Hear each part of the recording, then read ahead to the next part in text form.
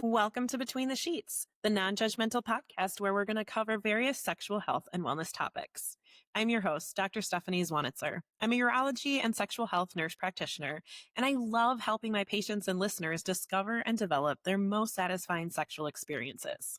Between the Sheets is here to normalize the conversations about sexual health and cover everything from basic anatomy to the most taboo topics and everything in between. Real talk, real pleasure, one episode at a time. So come on, let's get between the sheets.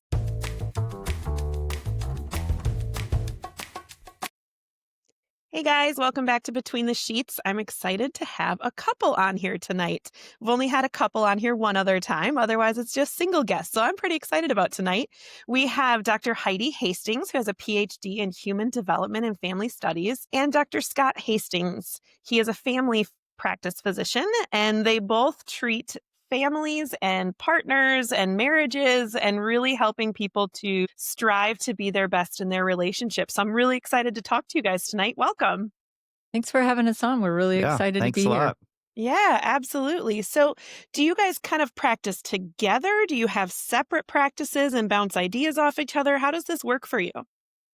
Well, we have separate practices, but we work together in both realms. Okay. He's the scientist physician, and I'm the social scientist. I work more with clients having relationship issues. He works more from a medical perspective, and then we share a lot of decision making and counsel together on how we're doing things. And then he's on the podcast with me. That's awesome. I love that. It's something that I lack in practice as a urologist is having, here I talk to the guys about their ED or their women about their pelvic pain and things, but I have to refer out for therapy and more of the connection part of it. So I really love the fact that you guys can use each other and have this more holistic approach. It's amazing. We love it. We do. Yeah. This is like a dream come true. I bet. And I'm sure your patients love it too, because they can stay in-house and know both of you very well. Yeah. Well, I mean, marriage, we found is a risk factor or a risk protection, just as much as, cholesterol medicine. So I let my patients know about our podcast. Yeah. And we don't get into their marriages a lot during our visits, but I think that between what she does and what I do, we're able to really provide a lot of help to people outside of just the medical side of things. Yeah. And Scott loves to say that having a good marriage is a better indicator or a better protection against. Good marriage. Yeah. That's the caveat. Than having a lot of these health problems. If we don't have a good marriage, there's a lower risk of death from heart attack, stroke, from just a good marriage that's defined by both people is good than your cholesterol medicine. So there's quite a bit of research that backs that up. Yeah, that's amazing. So what do you kind of qualify in this good marriage category? I'm assuming communication, sex, all of these things, but what are your ideas? Well, based on my research, we've come up with 4 cornerstones that make what we call a scintillating marriage. Not just a good marriage, not just an okay marriage, but one that's shiny, bright, exciting. And that doesn't mean it is 100% of the time, but it means we have enough of these points where things are really scintillating that it makes us keep coming back and wanting to dive deeper into that marriage and have that deep connection. Scott, do you want to tell what they are? Yeah. So identity, you need to know who we are, right? And I know you have a podcast that's mainly based toward the sexual side of a relationship. And I think that's also really important to know our sexual identity as well. A lot of us don't know. And I think women especially struggle with that. And I think men sometimes get their sexual identity from sources that may or may not be helpful. Yeah. And then we have intentionality. So it requires us to sit with ourselves and with our spouse and discuss what's important. We need to plan on these things. And again, when it comes to sex, we are big proponents of scheduling sex. And that might not sound all that romantic, but it really does help to prioritize our sexual relationship when we're really, really busy with work, with careers, with kids, with hobbies. And so to prioritize each other is really important. It's not that it always has to be scheduled. Mm-hmm. You want to leave room certainly for just going with the moment and having that passion, but to have at least some times when it's scheduled. We kind of like to think of that as, say, for instance, you are a mom who's driving through in and out to get your kids something to eat because you're getting home from work late, you're hitting traffic at rush hour traffic, you're listening to a podcast in your ears, you've got kids screaming in the back, you're trying to do multitask, doing so many things at once. And really the food is, you just gulp it down without even enjoying it as much as you could. And there are times for that, certainly. Mhm. But there are other times when you want a 5-course meal, you want to just slow things down and be intentional about all of the experience, the sounds, the sights, the smells, the touch. So It could be McDonald's you're going to, but it's always In and Out. Why do you use that? I don't know. But She No, uses I'm a that one huge instead of fan. McDonald's. Right. I'm a huge fan of scheduled sex too. I remind my patients all the time, when you were first dating, you did have scheduled sex because you had a date on a Tuesday and you had a date on a Friday. So it was scheduled. So it's not that it's unsexy. It's just that, yeah, you live together now and life is there, but you still have to schedule that time for each other. So I think it's just kind of like reframing your mind about what scheduling sex means. right. It's And not that it's scheduling, unsexy. right. No, it is very sexy, Scheduling date actually. night too. Yeah, That's a good time for it. Our third absolutely. cornerstone, insight. So we can know who we are, be intentional, but without insight, we're not going to be able to change when problems arise or when learning can happen, right? It's always somebody else's And fault. so Victim. we're able to become self-aware of our own selves and also aware external self-awareness, people around us Mm, and how we react to them and they to us. And impact them. How our behaviors, how our thoughts, how our interactions can hurt or help the relationship, and And especially the sexual relationship. sure. and then lastly, intimacy, which is not just sex. Correct. It's a whole lot of other stuff that Yes. includes sex. Right. We love to talk about financial intimacy, Mm, spiritual intimacy, intellectual intimacy, of course, emotional intimacy, where you're talking about things with your partner that you would never talk about with someone else. Just the very most inner parts of your soul, recreational intimacy. Did I leave some out? Well, that's most of them. But I think, Physical intimacy that's separate from sexual intimacy. mhm, Yeah. and it takes a lifetime. You're not going to Yeah. know this after a 6-month course. Yeah. It takes a lifetime of refinement. Yeah, absolutely. Now, do you have a kind of a course or anything that you take people through to help kind of focus on these pillars or develop them better in their relationships? Yes, it's called Marriage IQ Podcast. We don't have a course at this point, but we're working towards that. But we do have a podcast where we come back every week to these 4 pillars, looking at them from multiple viewpoints, multiple perspectives. Yeah.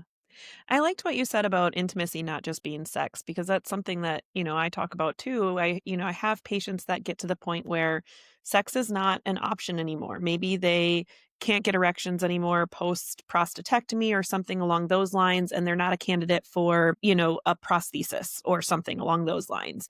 And so we have to talk about how to penetrative sex does not have to be the only intimacy in their relationship. And so the pillow talk and the mutual masturbation or the, going out and having a specific time together where you do have that emotional connection and you're talking about things that you don't share with anybody else, and finding these ways to have that intimacy. It's so important, especially when you can't have the same type of physical intimacy that you've had previously.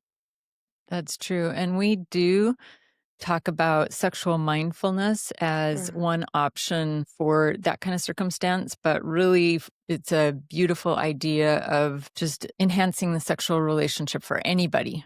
mhm. But for those who can't have the traditional method of intercourse, sexual mindfulness, just exploring each other's body in very, very mindful ways, very deeply connecting ways, gazing deeply in each other's eyes, has been shown to be just as fulfilling for a lot of people. In That's fact, great. we talk about this specifically in an episode called "Real Men Are Sloths." Ooh.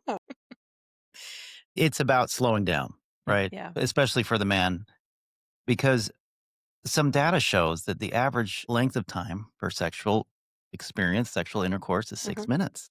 Yeah. And the How average sad is length of it? time for men to orgasm is 5 minutes. Mm-hmm. The average length of women to orgasm is a lot more than About 5 minutes. 15, Yeah, could be 7 to 30 if they're 14 in minutes. menopause. Yeah. Yeah, Yeah. yeah, it's really trying to train men to slow things down because Mhm. the timing is not matching up here. Right. And if men really want to please their woman like they say they do, Mm-hmm. then that average length of time is going to be longer than 6 minutes. Yeah. And so we teach about sensate touch, which is not our own original idea. Comes from Masters and Johnson Mm-hmm. But yeah, in just, the early days of research on sex, but that's just, well, why don't you explain it?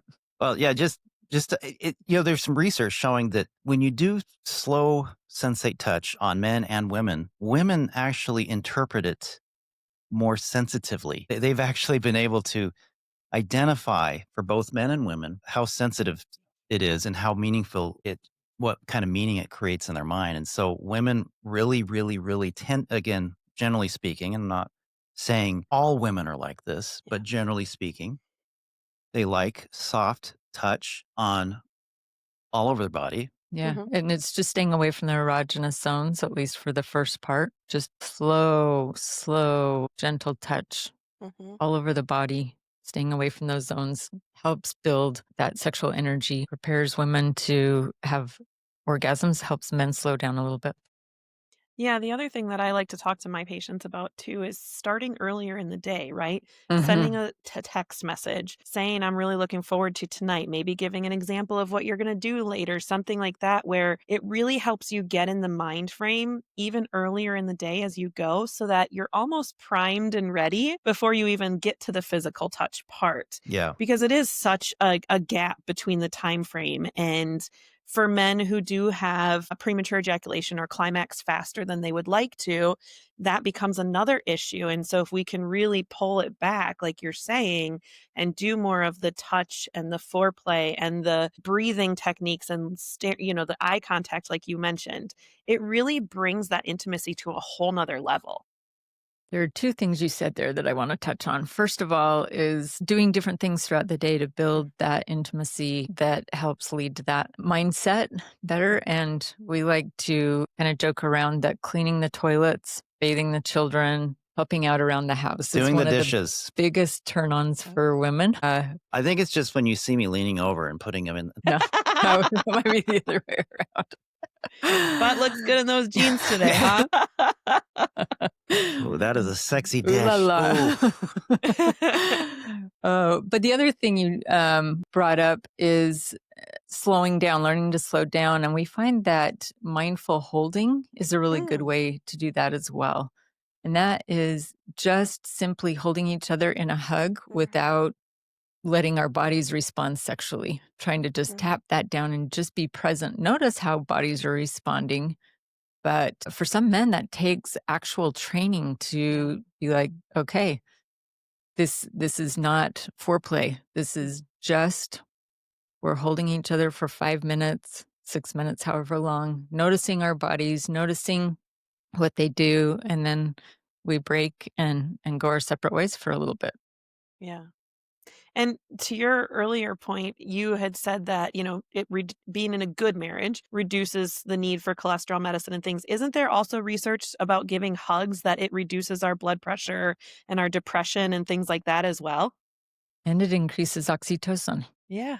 Big Yes, oxytocin. yeah, it's a huge boost for oxytocin. Yes, it does. It helps reduce the epinephrine and cortisol production when we're able to have that skin to skin contact. And sometimes it can be uncomfortable if you hug each other for a long time. But I Yeah. think practicing, just Mhm. practicing Start with a couple minutes. for men, when it comes to that sensate touch, I mean, we tell them, look, set a timer because you're going to want to go get moving along after 2 or 3 minutes. And the magic really doesn't start happening until you're a good at least 15 to 20 minutes into just this. This is all part of foreplay.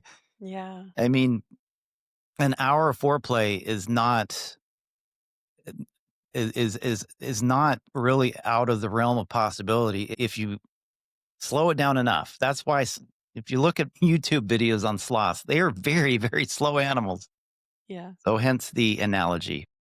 I love it. I love it. So when you have patients come in with kind of some specific medical needs that are really affecting their marriage and their relationship, they're not able to keep up with their partner, maybe to go hiking or to even, stamina to do anything throughout the day, how do you kind of start to pull them back? I'm assuming that you do, full workup and stuff and really help them medically. But then there's also that component of the therapy side of things that you guys are able to bring in. Is that correct? Yeah, we typically have different clients, but we do counsel with each other a lot in the ways that those work. Do you wanna? Well, I would start out by saying we really want to try to maximize their functionality, regardless of where they're at, right? Yeah. We can always work on ourselves Hmm. physically, even as we are older, if we've had a heart attack or prostate cancer, whatever it is, because when we start to push ourselves in that realm, things start to improve kind of on their Hmm. own, right? Now, there are things that can certainly help. There are hormones and things Hmm. that can help that along, medications that can help that along. But I found that if we start with the basics, wherever you're at Hmm. in your relationship, however old you are, if we start with the basics of, hey, let's really look at our diet. Let's Hmm. really look at our daily activities, and I know that sounds really, really basic and trite, but it is so big Yeah. when we can start maximizing on that front. Hmm. That's going to be, I think, one of the best helps, augmenting with medications and hormones if needed Yeah. to help that relationship. I would say from my side of things as well, a lot of times medical problems seem to be tied to trauma, and that's an area that I often explore.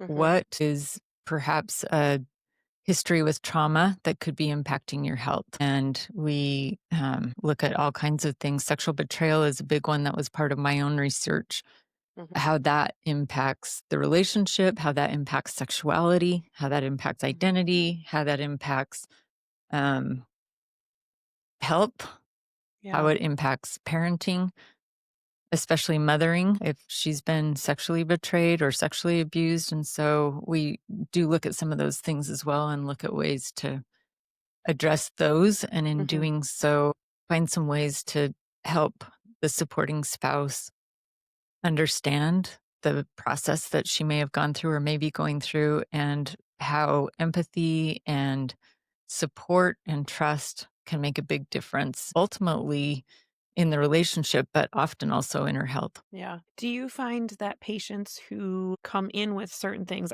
I have found this when I referred patients out, so I'm curious what your experience is on your side, is if I have women with pelvic pain, discomfort, especially during sexual intimacy, and there's nothing physically that I can see that I can do for them, I might send them to pelvic floor physical therapy as well, but I send them to a therapist. And a lot of times I find out, either the patient tells me or, I get the pelvic floor notes, and it's because of a past trauma. Is that something that Absolutely. you see? Yes, Yeah. Yeah. absolutely. It amazes me that the body can hold that trauma and cause pain like that. Yeah, we love the book Body Keeps the Score. Yeah. Yeah, the body truly does. I had one woman I interviewed that she would come down on they call it D-Day sometimes, the day of Mhm. discovery of sexual betrayal of her spouse. On that anniversary date, every year she gets massively sick. But yes, pelvic pain is that's one of the big indicators for it, is Yeah. trauma. Yeah, that's really interesting. And a lot of times they've never told anybody about the trauma and would never put two and two together that that's what it Mhm. is. They just think they're broken, something's wrong with them. Yeah. And I've had some that too, they don't even recall off the top of their head the trauma, and Yeah. it's through the therapy Right. that they're able to remember what happened to them because they've buried it so deep. Yeah. It's fascinating to me what the body does with trauma. Yeah, it's kinda hard to unwind it a little bit sometimes, right? And Mhm. when you're dealing with, let's say, a trauma as a child and then being re-traumatized as an adult, there's a lot to unpack. Mhm. Complex trauma. So in Mhm. order to get that 4th cornerstone, that intimacy, sometimes that again, that might take a lifetime of unpacking and recognizing, pulling that out, and then finding ways to address it in healthy ways. Yeah. Yeah, that's true. And I think it for those who have experienced sexual trauma of any kind, whether it's betrayal or whether it's abuse, that's part of our identity. Mhm. But what we really try to do is say, yes, this is part of your identity. It's not the only part of your identity. Mhm. And it doesn't have to overtake all of the other parts.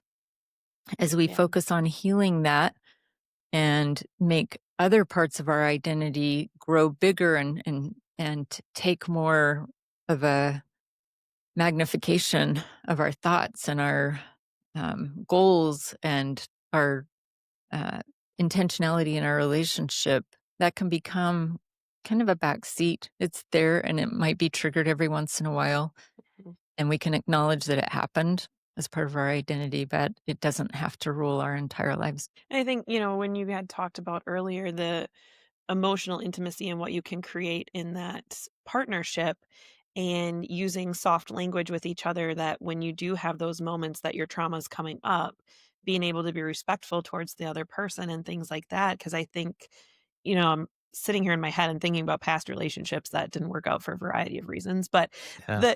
the way that people react to you really impacts your ability to either continue to open up to them or totally pull back. Yeah. And if when you open up about this trauma, they're, neglectful about it or rude about it, don't talk to me about that. That was your past kind of thing. I can just imagine how much they would just tense up even further and have even more trauma because of that. That's true. I think it's really important to explain to the partner, this is the process that's going on. Mhm. This is what's happening, pain being one, but emotional reactivity being a huge other one, shame being part of it. All of that can impact a sexual relationship of a couple. Yeah. So if they understand, if they can see this is what's going on with my spouse, and just knowing that and maybe having a better understanding of language to use surrounding that, how to be empathetic and supportive, that can really make a big difference. But for Yeah. the most part, I think people just don't know this isn't something that we talk about because sexual abuse or sexual trauma is very shameful, generally speaking, for most people. Yeah, it's fascinating to me how much shame is still prevalent with sex, whether it's trauma or not. I mean, just talking about sex, talking about your sexuality, your likes and dislikes. I mean, there's still so much taboo surrounding sex and sexuality that I find even when my patients, like, I have pictures of the different ED treatments on my wall so that my guys can point at it and be like, "Can we talk about that?" 'Cause some of them don't even wanna say, "Hey, my dick doesn't work right anymore," and they're so embarrassed, and I'm like, "Let's pull the shame away, please." Right. And so many will not get the help they need. So if you've got Mhm. them in your office, that's a huge win. Well, Yeah. I think I mean, you're totally right. We gotta pull away the curtain here on shame and sex, and that's kind of part of our mission, right? This is a Mhm. passion project for us. And I think part of that is maybe looking at some of the ambivalence that we have around sex because, usually parents don't talk about it. We may learn about it from friends or, on our wedding night or whatever it Yeah. is. I mean, Or in porn for a lot of guys if yeah, or for a lot of Mhm. people. Yeah. and so it is interesting too because there does seem to be a lot of mixed messages. I think speaking as a guy, I think for women there might be a lot of mixed messages Yeah. about, hey, wait a minute, I might I'm turned on, but I'm not really turned on, right? Mm. And they don't know how to interpret that. For Right. guys, I think it is a little bit more linear, and you can disagree with me here. But I really think it's more linear. Speaking as a guy, we are just spontaneously driven. There's a Mm. drive. I'm not saying 100%, but I'm saying the vast majority of men. And for women, it's this complex picture. Yeah. And again, not trying to stereotype, but Yeah. it can be really confusing. And so I think, like you said, taking away the shame out of Mm. this, it really requires all of us to sit down with ourselves and to be intentional and say, Yeah. okay, what is happening in my body? Well, I don't think women really have the language for that typically often. Maybe the Hmm. young generations do a little bit more, but I think that's hard to even identify for a lot of people. Yeah. And so you're right. I love your point that we need to take the shame out of it. Need to talk about it using correct terms, talking about what is kind of debunking those myths. There are a lot of Yeah. myths that the man is the sexual one and the woman doesn't have the same capacity when actually research shows the opposite is true. The research shows that she has a much greater capacity Hmm. for sexual enjoyment than and sexual pleasure than the man does. That's really mind blowing, The but clitoris it's has true. It double is. the nerve endings in it than the penis does, and Yeah. it grows to about the same size, but it's internally. All of her sexual Yeah. organs are inside, and Hmm. so she may not be familiar with them, she may not know what they look like, what they do, and Yeah. unless she's learned or heard about it in a way that is comfortable for her, Hmm. then she's kind of at a loss for knowing what she's actually capable of. Yeah, it's so true. I mean, in a lot of the culture in the United States, there's a very Christian culture that we have where it's don't have sex till you're married. And Mhm. then, bam, that wedding night, you better be a sex goddess and know what you're doing and be ready to please your man. And it's supposed to And be all great, and it's not. and it's not, and it's painful, and you don't know Yeah, you're not turned on enough, and then it hurts yeah, and all these things, and it's just we're doing such a disservice to our younger generations by not talking to them more and teaching them more. I know when my kids are young adults, and my son is a senior in high school, his buddies will come over, and they always ask me questions because they know what I do for a living. that's good. It is. It's great because their only other source is porn, and it's Right, on their phones now. It's Yeah. everywhere now. and that's It's not not like healthy back in the sexuality. no. And in fact, I see more young men in their 20s and early 30s with new onset of erectile dysfunction Yep, because of their porn and masturbation use than I see guys later in life because of their medicines and their, decreased blood flow and all of those things. It's yeah, a phenomenon right yep, now. it is, it Well, is. we're trying to help with that, Yeah, communicating with there shouldn't be any shame with this. And Yeah. and I think it's okay to be vulnerable when we talk about that, Mhm. which we do in our podcast. But yeah, I think a lot of people just don't know what to do or how to say it. And they Yeah. don't even know what to say, right? It's Right. an unknown unknown. And so by pulling out some of this, at least now we can get it to a known unknown, Right. and then we can get it to a known. I yeah, mean, it starts go ahead.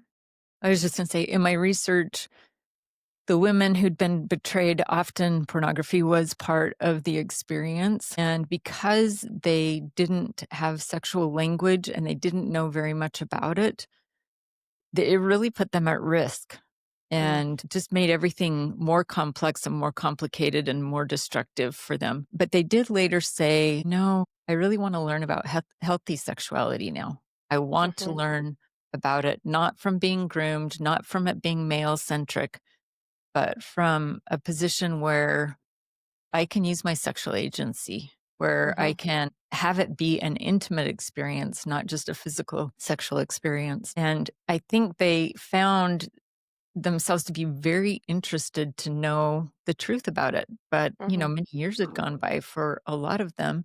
How awesome would it be if we can talk about it in a healthy way, in a way that is comfortable for those who are religious or for Mhm. anybody really, Yeah. where they can ask questions and where they can understand about the capacity that their body has and be able to set boundaries and understand the value of consent. Mhm. Consent is Yeah. cool. It is cool, it's good, and I think it goes back to all the way to infancy when we are teaching kids the terms. We don't need to Yes. call it the wee-wee, we don't need to call Yes. it your girl parts, we can call it a vagina, we can call it a vulva, we can call it a penis, because there should not be shame with those words, and, to back to the trauma point, these young kids don't know how to describe where someone touched them or what happened to them because they don't have the right terms. Right. And what means something to one family doesn't necessarily mean it to the next. So I think Yeah. we have to start from early on and then continue that education age appropriately. But we need to do a better job of this because it's starting the shame from very early on. Yeah, even little things like associating terrible smells with, Mhm. I think that part body of parts that later they're going to want to use for pleasure, but Mhm. they see them as stinky and bad and horrible. That's an area where we can change a lot of our language to be Yeah. like, this is a normal part of life. Yeah, I think there's layers because every parent's going to have their own story, right? And Mhm. why they're not teaching their children. And it really starts with just unpeeling some of these layers from the parent's side and learning that, hey, look, vulnerability is really cool. Yeah. You know, Yeah. authenticity, genuineness, honesty, like these are really, really cool traits. And if Mhm. we're going to start openly talking about sex with our children and with each other, let's focus on being okay with being vulnerable, right? Mhm. Which you can go down a whole rabbit hole with that one, with men especially. But I mean, Yeah. yeah, let's get that conversation started. Yeah. Do you see men too, talking about how women are just supposed to be ready to be that sex goddess on their wedding night? Do you find that there are men who do not fit the societal norm of I want sex all the time, I'm just horny, horny, horny, and they're not, and then they feel shame and have issues with that because the society has said this is how you should be? Yeah, right. Well, I don't know the exact percentages. It's going to I be, think at least 30% of women are the higher desire partner. Mhm. And to what extent that is, if it's problematic in the relationship or if it's closely aligned and they don't Mhm. care. I don't know. There's probably a spectrum there, but for men. Yeah, it's probably, I think it is less than that. It's the good majority. I'm probably 85 to 90%. But don't quote me on that. I'm gonna have to look that up. But I mean, yes, you're right. There are definitely those men who do not, they lack that drive, and it does become very problematic to them. Yeah. And and sometimes to their wife too, who is expecting them to be like Right. what they hear it's supposed to be.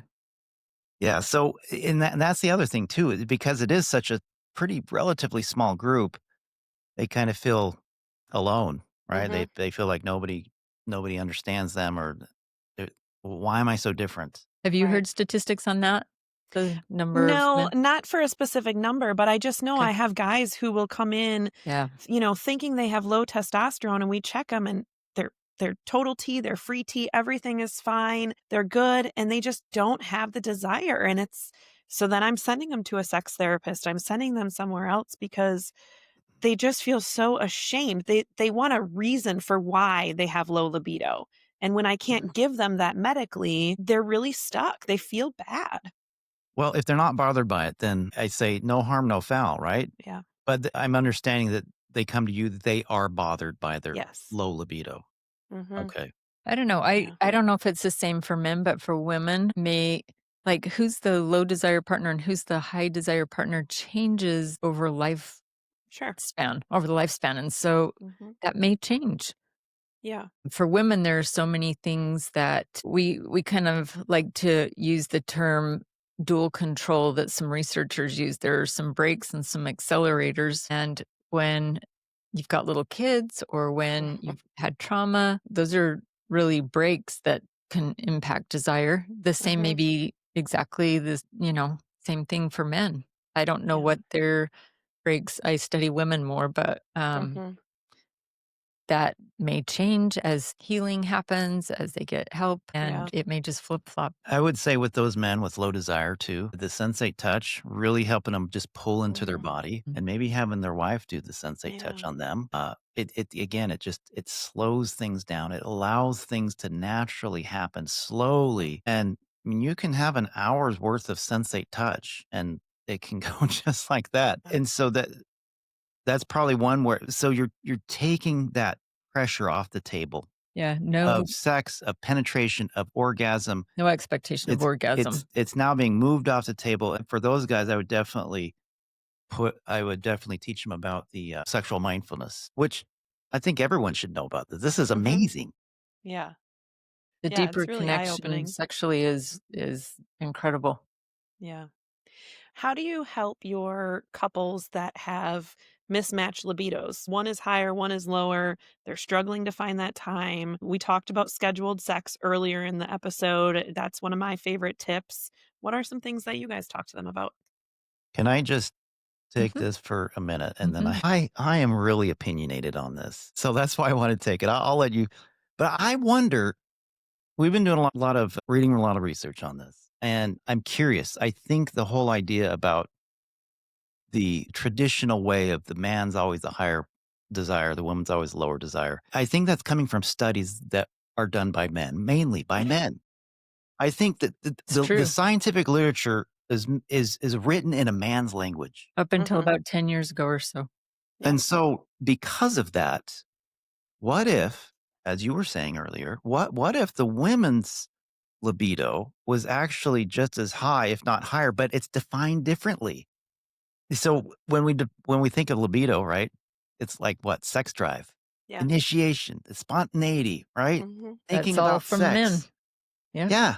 The men get to define what libido means. they're spontaneous. Now we know that women are, well, you said 70-30. So 30% they are more spontaneous, but that leaves 70% who are more responsive or Mhm. contextual, Yeah. right? And what if that sex drive now, when the situation's right and ripe, timing, like you said earlier, Yeah. you start early in the day, doing the dishes, things like that, kind of setting the mood, setting the mode. And then the moment when that penetration happens, there's this like supercharge from not, I'm not a woman, so I don't know this, but you go from 0 to 100 pretty quickly. And it just that arrives, that sex drive arrives, and now it's like, "Oh, I want it now." Yeah, she often doesn't know that she wants it She doesn't know she wants it. until she's made the decision. The Mhm. biggest sex organ for both men and women is their brain. And making decisions for women, thinking, I want this, I'm going to do it. And then her body often will follow after. Mhm. So we do recommend that. We try to take the shame out of sex aids that maybe for some they think are associated with really bad people or just try to say, look, these are things to help. Things like vibrators and things, Mhm. those are to help. Those aren't just for Mhm. kinky sex. That is to help women have pleasure and Mhm. kind of trying to reframe some of uh, the culture maybe that they grew up with. That's a big one. Mhm. Slowing things down, talking more about sexual communication, having a time, especially during the afterglow, where you Mhm. just seem to be a little bit more free with, "This is what I really liked. This is Yeah. what I didn't." Yeah, I do love a good aftercare session and a discussion outside of the bedroom. What went well, what didn't go well. And I don't remember who did the research study, but I recall reading a research study that said in a long-term relationship, there's going to be about 8 times in that entire relationship where you're both in the mood at the exact same time, ready to go. Right. 8 times. Otherwise, he's in the mood, she's in the mood. It's he likes morning sex, she likes night sex, like all these different changes in how you like it and when you like it. And it's really like you said, like pulling back those layers, talking about it, scheduling it, finding the time that works for you guys. Because I don't know, I don't think any of my friends all have like, this is when we both like to have sex and this is how we both like to have sex every single time. Right, right, and Yeah, it's a combo, right? It's the Hmm. combo package. Sometimes it's in and out, and sometimes it is the 8-course French Yeah. dinner, yep, you know? Yep. Sometimes it's hurry up. My kid's going to be home from practice in 15 minutes. And sometimes we have the house to ourselves. yep. But that's really the beauty of it, is coming back over and over and over again and tweaking things, trying things that didn't work so well. Mhm. We can maybe try it again that way, but if we're getting too many times that this isn't working well, then maybe this is off the table. We're going to try this. This Yeah. is like the biggest experiment. Yeah. And you find things that work, but if you totally slow things down at least once in a while, it doesn't have to be every time, like Scott said, um, you are exploring new possibilities that you would have never thought about Hmm. many decades into your marriage Yeah. and reaching deeper and deeper levels. Of course, as a prerequisite, you really need to feel safe, right? Yeah, Absolutely. we really talk about integrity as being the bedrock to our four Hmm. cornerstones. If there's not integrity, if there's not honesty, if there's You not can't feel trust, safe. if you don't feel safe physically or emotionally, it's going to compromise the whole sexual experience. Yeah, I absolutely agree with that. This has been such an amazing conversation. I've loved it. I want you to plug your podcast and how people can get in touch with you. So I'm going to give you a minute to do that. Thank you so much for being on here. Go ahead and Good share luck. how people can be in touch with you. Yeah, so we have our Marriage IQ podcast. You can find that on Spotify, on Apple. We're also on YouTube now, Marriage IQ, and twice a week. We put out episodes that range anywhere from sex to communication, trust, honesty, all using our four cornerstones. And if people want to get in touch with us, we have a couple of different websites, marriageiq.com and drheidihastings.com, where I have more of my research published. We have links there to Marriage IQ, but we also have Betrayal IQ. We're soon going to be doing Newlywed IQ, and we've got a couple of other ones in mind as well. But they can access resources there. They can access research, and you can always reach out to us at hello@marriageiq.com if you want to send an email with questions or comments. Aw- I guess Awesome. we're also on Instagram too. Okay, perfect. And we'll include that in the show notes too, so people can find you if they're driving right now or whatever they're doing while they're Perfect. listening. Thank you so much for Have being to on here. It's such a pleasure. Well, and Thank you. thank you for the good work that you're doing. We really need that. So this has I been a appreciate pleasure. that. I appreciate that. Thanks. All right, everybody, have a great week and go have some fun between the sheets. Thank you for joining us and exploring sexual health topics here on Between the Sheets. New episodes are available every Wednesday. Please subscribe and rate our podcast so we can reach more listeners. And don't forget to tell your friends, partners, and anyone who will listen about Between the Sheets. Send any comments, questions, or stories to podcastbetweenthe.sheets@gmail.com. It's all one word, podcastbetweenthe.sheets@gmail.com. Thanks for listening and go have some fun between the sheets.